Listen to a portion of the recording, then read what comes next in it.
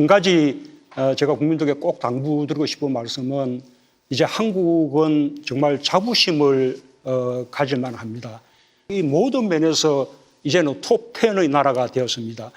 이것은 우리의 주관적인 평가가 아니라 세계에서 하는 객관적인 평가입니다.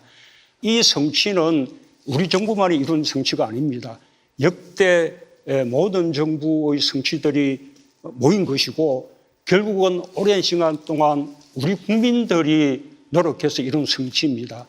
이런 성취들을 부정하고 폄훼한다 그러면 그것은 그냥 우리 정부에 대한 반대나 비판 차원을 넘어서서 국민들이 이룩한 성취를 폄훼하거나 부정하는 것에 다름이 아닙니다.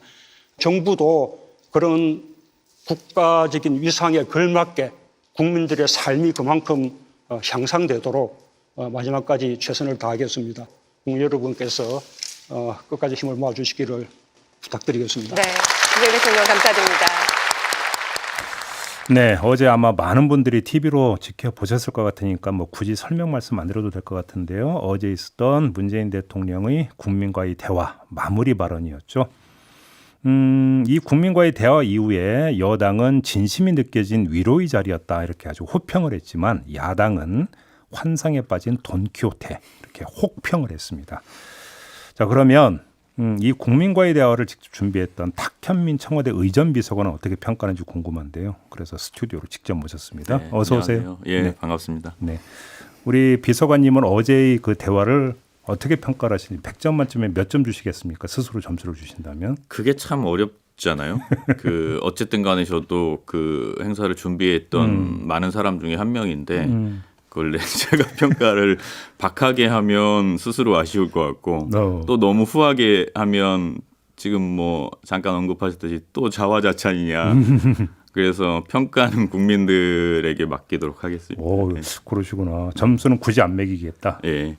그래도 낙제점은 아니었다라는 것이죠. 어떠셨나요? 왜 저한테 화살을 돌리십니까? 국민의힘에서 예. 환상에 빠진 돈키호테라고 혹평을 했는데 이건 어떻게 받아들여요? 제가 그걸 봤어요. 그 문구를. 그리고 나서 좀 생각을 해봤어요. 돈키호테의 가장 명문이라고 할 수 있는 그 문장이 있잖아요. 뭐 이룰 수 없는 꿈을 꾸고 이루어질 수 없는 사랑을 하고 뭐 이길 수 없는 적과 싸우며 오. 그리고 견딜 수 없는 고통을 견디며 잡을 수 없는 저 하늘의 별을 끝까지 잡으러 나가겠다. 예. 그렇게 보니까 또 상당히 긍정적인 평가가 아닌가. 이런 걸 두고 이제 꿈보다 해몽이라고 하는 거죠. 그 대통령도 마무리 말씀 때 이야기하셨지만 저는 야당의 그런 식의 평가가 일정 부분 어쩔 수 없는 측면도 있다고 생각하지만 네. 그래서 오히려 어느 정도 이해할 수도 있지만 그러나 그게 과하면 자기 비하에 빠질 수 있다. 자기 비하? 예, 왜요? 왜냐하면 예. 대통령이 말씀하셨던 그리고 국민과의 대화에 가장 방점이 찍혀 있는 부분 중에 하나는 우리가 우리 스스로에게 자신감을 가지고 우리가 해왔던 성취에 대해서 인정하자. 어제 조금 전에 예, 들렸던 예, 마무리 발언이 그 예, 취지였죠. 아마 그래서 소개를 해주셨던 것 같은데 저는 그런 태도가 무척 중요하다고 생각해요. 근데 그걸 부정하기 시작하면 현실을 부정하게도 되고 또 미래를 부정할 수도 있다. 그래서 마치 우리가 어떤 헤어나올 수 없는 어떤 어려움에 빠져 있는 것처럼 만들어낼 수 있고 거기에 갇히면 다만 정치하는 분들의 어떤 문제에서 그치는 게 아니라 전체 국가의 상상력 그리고 미래를 향한 어떤 비전, 담대한 도전 이런 것들이 위협받을 수 있다는 생각이 들었어요. 그 그런 비평을 보고. 자기 비하다 그런 점에서 무슨 말씀인지 알 것 같습니다. 아무튼 어제 행사를 준비해서 가장 중점을 뒀던 부분이 어떤 부분이었어요? 이게 이제 내용과 형식 두 가지 측면이 있을 텐데요. 네. 내용이라고 하면 아무래도 질문을 하는 그리고 그 질문에 대한 답변이 있을 거고 형식은 이제 스튜디오에서 어떤 형식으로 하느냐에 문제가 있을 텐데 분명히 말씀드리지만 내용에 대해서는 저를 포함한 청와대가 관여한 적이 없습니다. 일체 말 그대로 무대본. 예, 예. 무대본도 대본이지만 거기에 앉아 계신 국민들을 선택하는 것, 그 다음에 그분들에게 어떤 질문을 끌어내려고 하는 것, 그리고 심지어는 대통령의 답변까지도 청와대 및 청와대 참모들이 개입한 건 없어요. 답변은 대통령이 준비하신 거고 그리고 질문과 그 앉아 있는 분들 영상으로 연결된 모든 이 과정에서는 KBS가 다 결정한 잠깐만 거예요. 여기서 저도 어제 테이블을 그러니까 유심히 봤더니 예상 답변서 이런 게 전혀 없더라고. 메모지만 이제 앞에 두고 대통령께서 이렇게 네. 이야기를 하던데 보통 이제 그 청와대에서 어떤 예상 질문을 뽑아서 예상 답변을 준비해 그러니까 올리기는 하잖아요. 이런 것도 없었습니다. 자료는 있었죠. 자료는 있었지만 그걸 대통령이 보시거나 이런 것들은 이미 이전에 있었던 작업들이고 현장에서 뭐 그것들을 펼쳐보시거나 이러지는 않으셨고요. 그리고 이제 꼼꼼하게 항상 이제 질문이 들어오면 네. 요즘 이제 그 저희가 비슷한 행사들을 해보면 질문을 한 번에 한 분이 하나만 하는 경우는 없더라고요. 그럼 대개 이제 뭐 이것과 이것 이렇게 얘기하시기 때문에 예. 질문의 요지를 적어 놓으셔야 돼요. 그래서 그렇죠. 항상 메모를 하시는 편이고 국민과의 대화도 그렇고 기자회견도 그렇고. 그래서 내용에 대한 부분은 그렇고요. 형식에 대한 부분은 의견을 좀 드렸어요. 이를테면 그 영상과 그다음에 현장 이 두 가지 일종의 하이브리드 방식으로 국민들이 참여했으면 좋겠다. 어쨌든 코로나 상황이니까. 그다음에 내각 강요들 그리고 국무위원들이 좀 같이 배석을 하거나 혹은 영상으로 참여해서 좀 더 디테일한 질문들이라거나 혹은 대통령이 직접 이야기하는 것보다 실무선에서 이야기하는 게 나을 것 같은 질문은 보충 질문 혹은 보충 답변을 했으면 좋겠다. 요 정도만 저희가 결정을 한 겁니다. 예, 어제 그런 장면이 있었죠. 그럼 어제 아무튼 이제 쭉 하면서 좀 진땀 나는 순간 없었습니까? 그 질문의 내용들에 대해서는 뭐 어차피 대통령이 답변하시는 거라 네. 제가 진땀을 흘려봐야 뭐 상황이 나아질 게 없어서 크게 제가 걱정하진 않았고요. 네. 다만 이제 이런 아쉬움은 있죠. 그 어쨌거나 선택된 소수의 사람들이 다시 소수의 질문을 하게 되잖아요. 그런 가운데서 좀 더 많은 질문을 소화할 수는 없을까라는 어떤 형식적인 그렇죠. 고민. 예. 그다음에 질문이 많다고 해서 또 그것이 다 좋은 질문은 아니잖아요. 그렇죠. 대통령이 답변하기 적절치 않은 것도 분명히 있었고 또 이런 질문이 나왔으면 더 좋았을 텐데 하는 것도 분명히 있었는데 그런 데서 오는 약간 자괴감이랄까요? 왜 더 좋은 형식을 만들지 못했지? 이런 고민은 좀 있죠. 저는 어제 이제 그걸 쭉 지켜보면서 가장 저 개인적으로 인상 깊었던 장면이 한 시민이 일어나서 부동산 질문했을 때 대통령이 드디어 네. 이걸 뭐라고 표현해요? 딱 이 단어가 나오는 순간에 저 드디어라고 하는 세 글자에 담겨 있는 대통령의 심경은 무엇일까 이 생각을 한번 해봤거든요. 진심이 나오는 추임새 같은 거였죠. 그러니까 우리 비서관님 그 심경은 어떻게 읽으셨어요? 그 문제에 대해서는 대통령의 그 말씀과 그 태도 그리고 그 한숨이 모든 걸 다 대변한다고 생각해요. 예.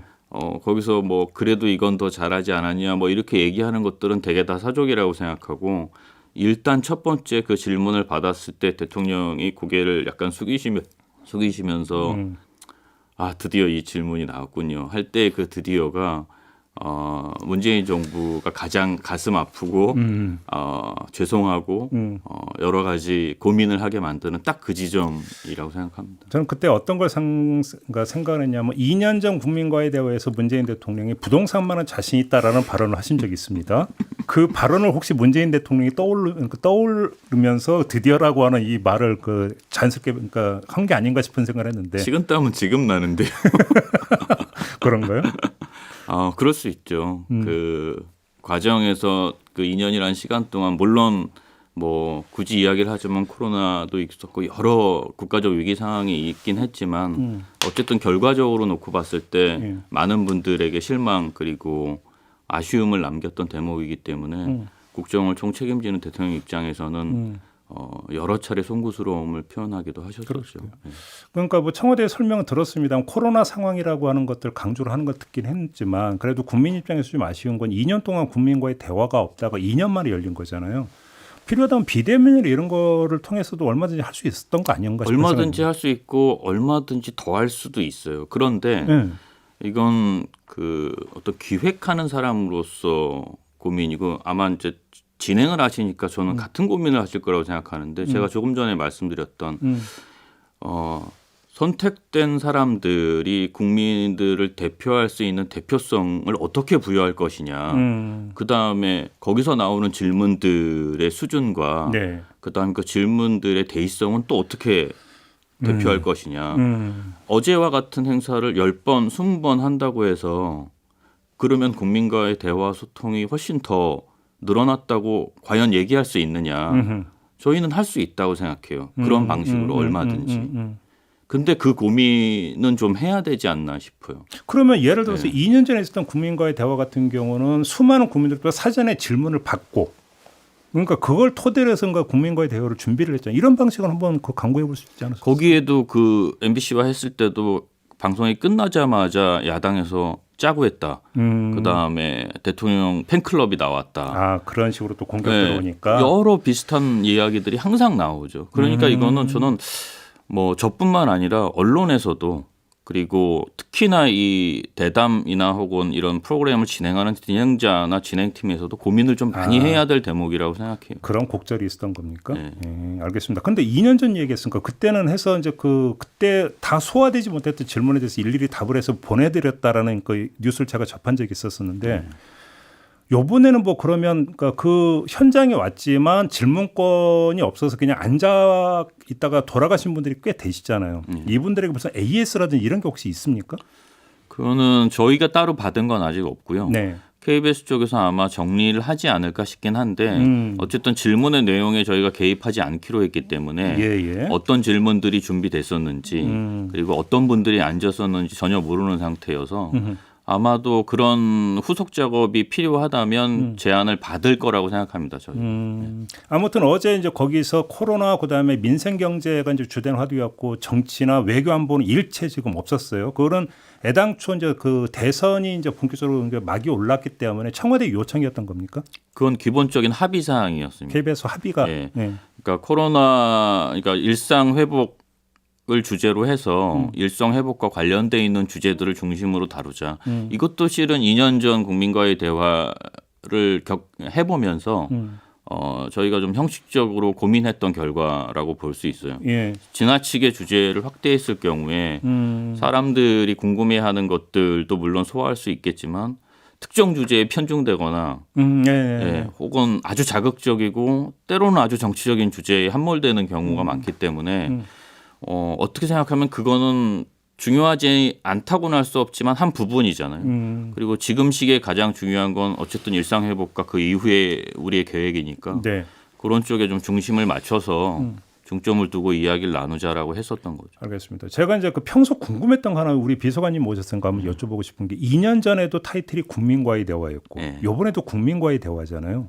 근데 이렇게 이야기하는 분들은 이게 주인공이 국민이 돼서 대통령과의 대화가 돼야 되는 게 맞는 거 아니냐 이렇게 또 이야기하는 분들 계시잖아요. 그게 저도 안 그래도 그것 때문에 고민을 꽤 많이 했거든요. 네. 근데 이전 정부, 그러니까 제 기억이 정확하다면 그 김대중 대통령 그리고 노무현 대통령 때까지는 국민과의 대화, 대통령과의 대화를 섞었었어요. 이명박 대통령은 아마 대통령과의 대화라고 했을 거고. 네. 그러니까 국민이 중심이냐 대통령이 중심이냐 아마 그때 이런 것도 고민했던 분들도 아마 똑같이 그런 생각을 했을 텐데 국민과의 대화든 대통령과의 대화든 결국은 대통령과 국민이 만나는 자리니까 크게 중요하지 않다는 게 제 결론이었고 네. 오히려 중요하게 생각한 건 그 밑에 이제 그 소제목이었죠. 부재라고 할 수 있는 일상으로 그게 좀 고민이 많았어요. 뭐 처음에는 위드 코로나 뭐 혹은 뭐 포스트 코로나 뭐 여러 가지를 놓고 고민을 했었는데 위드 코로나가 뭐 적절한 문법이 아니라는 이야기도 많이 있었고 또 그 다음에는 이제 일상으로 미래로 뭐 이렇게 했었는데 그게 너무 자기적인 느낌이 좀 있더라고요. 뭔가 미래로 자꾸 뭐 현실을 부정하는 것 같고 그래서 그냥 차라리 건조하지만 덤덤하게 일상으로라는 제목을 선택하게 된 겁니다. 관련한 질문일 수도 있는데 이강래 전 청와대 의전비서관실 선임 행정관이 이런 주장을 한 바가 있어요. 탁현민의 가장 큰 잘못은 국민이 아닌 문재인 대통령만 주인공 만드는 것이다. 이렇게 지적을 했는데요. 또 우리 비서관께서 이 기사를 개인 SNS에 링크까지 거셨다고 제가 들었는데 캡처를 했죠. 어떻게 받아들여요? 이 일요일 지적은? 평온한 일요일 오전에 누가 또 보내줘서 그런 걸 왜 자꾸 보내주는지 모르겠는데 하여튼, 예. 글쎄 뭐 저는 거기에 대해서 뭐 길게 언급하고 싶지는 않고요. 네. 이명박 대통령의 선임 행정관과 제가 뭐 같이 놓여서 이야기를 한다는 게 제 입장에서 뭐 이렇게 썩 달갑지가 않고